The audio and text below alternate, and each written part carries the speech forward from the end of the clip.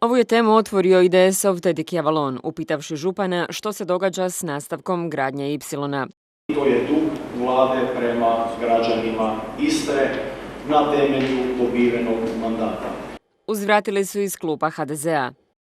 Pozivate vladu, politički vi ste dio te vlade, kao što ste politički bili dio te vlade i za vrijeme Račana, kad se već onda 3 godine stalo sa izgradnjom Ipsilona.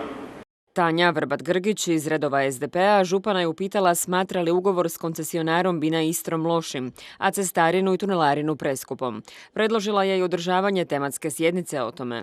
Naravno da ja smatram da je tunel Učka preskup, naravno da smatram da je kilometar Ipsilona preskup. Ali šta ćemo onda cijeli Ipsilon pretvoriti u jednotračnu stazu pa da se vozimo onda po jednoj traci, pa da ne plaćamo ništa?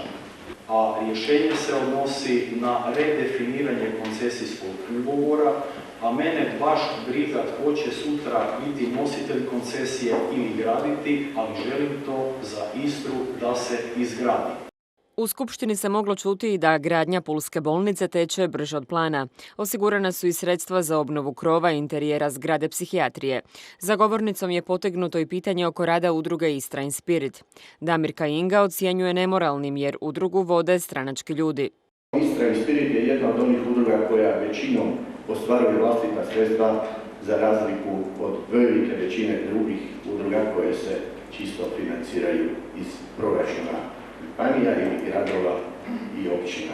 Prema tome, jedna od onih koja dobrim dijelom pokriva ili većim dijelom pokriva vlastite troškove. Do sada smo izveli ni više ni manje od 287 priredbi. Za ovu godinu imamo već narudžbi za preko 150 izvedbi. Kajin je izrazio i zabrinutost zbog jučerašnjih medijskih napisa o tome da Hrvatska najvjerojatnije gubi 166 km2 teritorijalnog mora. Nema mjesta panici, odgovoreno mu je, jer je još uvijek sve na razini špekulacija.